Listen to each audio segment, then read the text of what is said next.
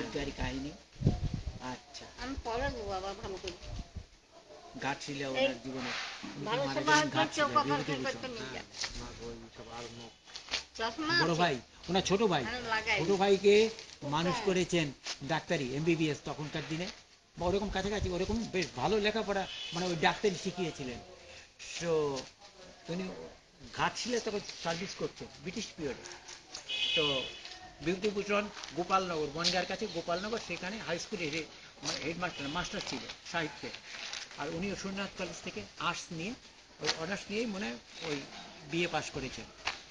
তারপরে উনি বসিরহাটের ওখানে প্রথম মেয়ে বিয়ে করেন। বসিরহাটে দুর্গা নামে নাম ছিল। 16 বছরে কলেরা হয়ে স্ত্রী মারা গেল, তখন ওনার 22-23 বছর বয়স। সেখানেও আমি ঘুরে এসেছি, একবারে সীমান্তের কাছে, ইছামতি নদী পার হয়ে ওদিকে যেতে হয়। তো তা দেখেছি। তারপরে দ্বিতীয়টা হচ্ছে ওই বনগাঁর কাছে, গোপালনগরের কাছে ওনার মানে বিভূতিভূষণে, ওইখানে উনি মাস্টারি করেছেন। আর ওইখানে ওনার ওনার পৈতৃক নিবাসও ওইখানটায় না, পৈতৃক নিবাস বুঝি ওই প্রথম যে বিবাহ করেছেন ওইখানে, আর এইখানে চাকরি করেছেন, সেই সুবাদে আবার এইখানে বাড়ি করেছিলেন ওই গোপালনগরের কাছে বনগাঁয়। ওটা হচ্ছে শ্রীপল্লী বুঝি ছিল, বারাকপুর শ্রীপল্লী। এই সেইখানেও আমি এই সমস্ত ওনার সম্পর্কে বোন, মাস্তুতো পিস্তুতো বোন, তার কাছ থেকে সব এই কাহিনীটা, শেষ কাহিনীটা শুনলাম। তো ছোট ভাই বুঝতে পেরেছেন, ছোট ভাইয়ের কাছে রয়েছে, চিকিৎসা করছে, কিছুতেই বিভূতিভূষণের আরোগ্য লাভ হচ্ছে না। আর নিজে না খেয়েও টিউশনি করে করে করে তখনকার ডাক্তারি পড়ানো ভাইকে এমবিবিএস পাস করিয়েছেন। তো ওই ঘাটশিলায়, এখন বিহারের ভিতরে বর্ডারে ঘাটশিলায়, সেইখানে গেছেন। ওই ঘাটশিলার বর্ণনা আছে অপুর শেষ জীবনের, ইটা অপুর জীবনে পরিণত বয়সে। তো ওইখানে ওই কি করলেন, বড় ট্র্যাজেডি। ওই বিভূতিভূষণের আরোগ্য আর হচ্ছে না, হ্যাঁ, তো ওইখানে বুঝি মারাও গেলেন বিভূতিভূষণ ওইখানে। তারপরে উনি ওই সুইসাইড করে বিষ খেয়ে মারা গেলেন। হ্যাঁ, যে আমি ডাক্তার হলাম কিসের জন্য, হ্যাঁ হ্যাঁ, যে ভাইয়ের পয়সা খেয়ে আমি ডাক্তার হলাম, আর আমি ভাইকে আরোগ্য লাভ করাতে পারলাম না, আমি কোন ডাক্তার হলাম। তো সেই মনের আক্ষেপ, মনের দুঃখে উনিও সুইসাইড করে মারলেন। ওইটা আমি ওনার বোনের কাছ থেকে আবার জানতে পারলাম, একবারে নিকট। এগুলি তো আর অন্য অন্য না, এগুলি বইয়ের আকারে যদি এগুলি ছাপা হয়, অথেন্টিক যদি বায়োগ্রাফি, এগুলি তো এই সমস্ত লেখকদের হওয়া উচিত। তো একটা বই সেরকম আমার হাতে আসে, এগুলি কিন্তু লিখলে খুব ভালো বই। বিভূতিভূষণের জীবনের উপর একবারে অথেন্টিক সব জীবনগুলি ঠিক মতন থাকুক। তো ওনার জীবনে ওই প্রদর্শনীর মতন হয়েছিল, প্রতি বছর প্রদর্শনী হয়, 15 দিন ওনার নামে একটা মেলা হয় বিভূতিভূষণের নামে ওই বনগাঁর কাছে। তো সেখানে ওই প্রদর্শনী, তার ভিতরে ওনার কোটেশন আছে।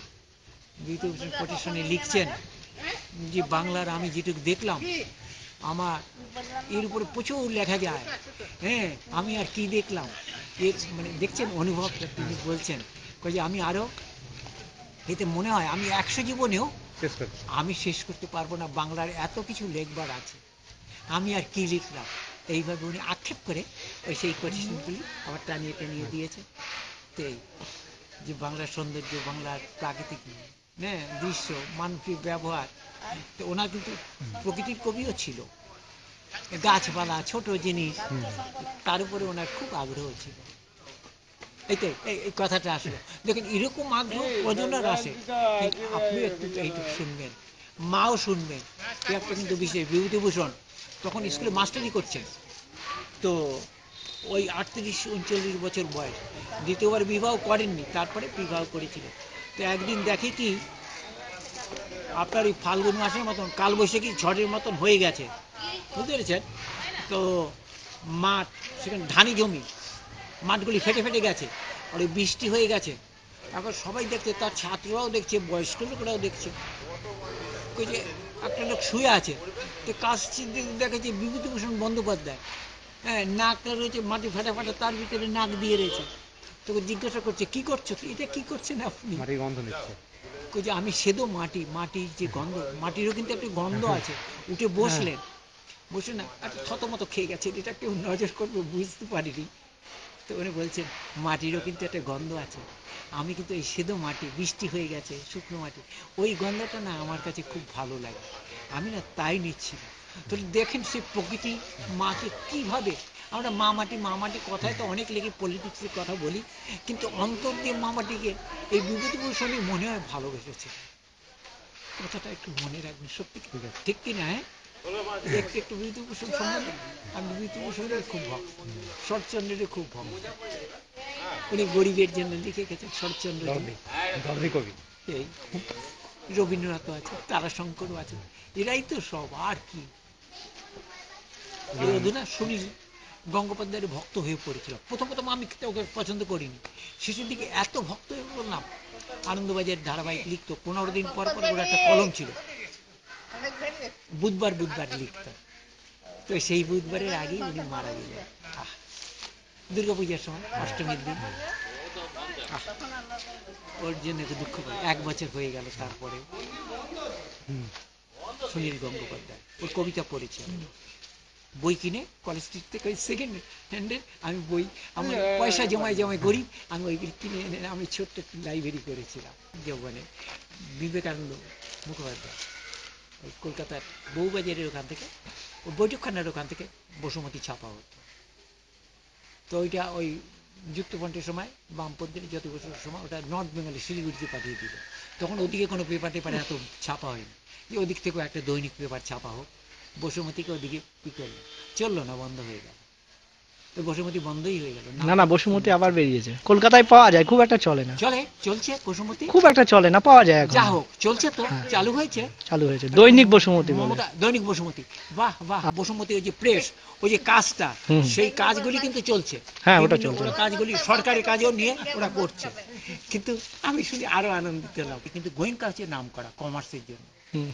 আমার এক বন্ধু গোয়েঙ্কায় পড়াশোনা করতো, নাইটে ফার্মে কাজ করতো, সে সিএ পাস করলো এক চান্সে, একসঙ্গে পড়াশোনা করেছি এক ক্লাসে। কিন্তু ও ওই 4-5 জনের ভিতরে থাকতো, 50% উপর নাম্বার থাকতো, কিন্তু ফার্স্ট সেকেন্ড বন্ধ করেছে। এক চান্সে ও সিএ পাস করলো, মারবাড়ি ফার্মে ও সল্ট লেকে বাড়ি করেছে। আর আমাদের পাড়ার ভিতরে ওর দোতলা বাড়ি রয়েছে, অন্যান্য ভাইরা আছে, 3 ভাই, 4 ভাই ছিল, এক ভাই মারা গেছে। আপনি চিপকো আন্দোলনের সময় গেছিলেন? আগে চিপকো আন্দোলন সেটা কি? ওটা বিনোবা ভাবেই তো করেছিলেন। চিপকো আন্দোলন বিনোবা ভাবে, ওখানে 2 বার করে গেছি। আমি সেটাই জিজ্ঞেস করছি। 2 বার করে থেকেছি। ওই ওয়ার্দা ছাড়িয়ে, ওটা হচ্ছে ভীমা নদীর তীরে, ওনার ওটার নাম হচ্ছে বিনোবা ভাবে, আলাদা নাম আছে, দেখো স্মৃতি দুর্বল, আবার পট করে চলে আসবে। ওখানে ছিলেন এক পাটেল, ছিলেন ওই কর্তা, তিনি সবকিছু ওনার উপরই দায়িত্ব ছিল। উনিও এতদিনই স্বর্গবাসী, ও বাইপের সার্জারি হয়ে গেল।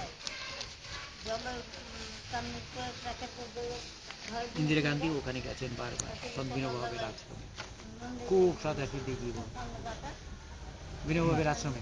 সেখানে রান্না থাকবে, কিচেন রুমে যে আপনি বসে খাবেন, আপনাকে কেউ ডাকবে না, বলে দেবে আগে থেকে, এটা জানকারি হয়েছে যে দেখবেন আপনার খাবার সময় এই জায়গাটা দেখিয়ে দিয়েছে, ওখানে যে খুব পরিষ্কার পরিচ্ছন্ন আটকানো, আবার ঠেলা দিলে খুলে যাবে, কাজে সব রান্নাবাড়ি কিন্তু রয়েছে ওখানে, কিন্তু কেউ আসবে না। আপনার যে পদ আছে, হ্যাঁ, আপনি তুলে খাবেন, আপনার যতটুকু, আবার আধা পেট খাবেন না, যতটুকু দরকার। তো সত্যি একজন দিলে কিন্তু ভরপেট খাওয়া যায়, নিজের হাতে কিন্তু হয় না। হ্যাঁ হ্যাঁ, এরকম ওনার আশ্রম এই বিশেষত্ব।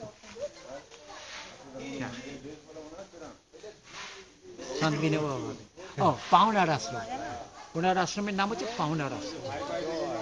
চকের মিটার আগে দক্ষিণ ভারতের ওনার পরম ভক্ত, ওর চেয়ে বড় আশ্রম বানিয়েছে, ওই একই প্যাটার্নে, একই সাদা সিধে খাদিটা দিয়ে এই সমস্ত তৈরি হচ্ছে, কিন্তু বিনোবারটা আলাদা। পাওনার আশ্রম, ভীমা নদীর তীরে। আচ্ছা, আরো কাজ করেন, অন্য কাজ করেন।